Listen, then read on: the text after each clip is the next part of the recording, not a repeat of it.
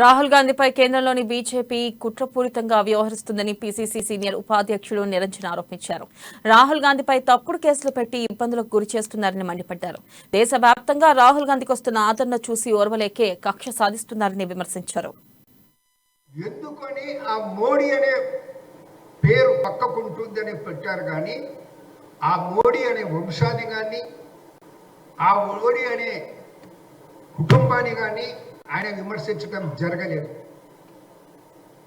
ఇది గమనించాల్సినటువంటి అవసరం. మోడీ అనేది ఒక వంశం కాదు.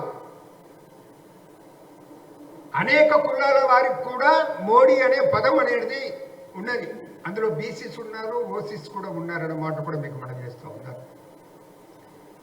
13 ఏప్రిల్లో రాహుల్ గాంధీ గారు మాట్లాడితే 16 ఏప్రిల్ నాడు పూర్ణేష్ మోడీ అనే ఎమ్మెల్యే, గుజరాత్ ఎమ్మెల్యే కేసు వేయటం జరిగింది సూరత్ చీఫ్ జ్యుడిషియల్ మెజిస్ట్రేట్ కోర్టులో. ఈడ గమనించదగిన విషయం ఏమిటంటే ఇదే పూర్ణేష్ మోడీ గారు సూరత్ చీఫ్ జ్యుడిషియల్ మెజిస్ట్రేట్ కోర్టులో జరుగుతున్నటువంటి విచారణను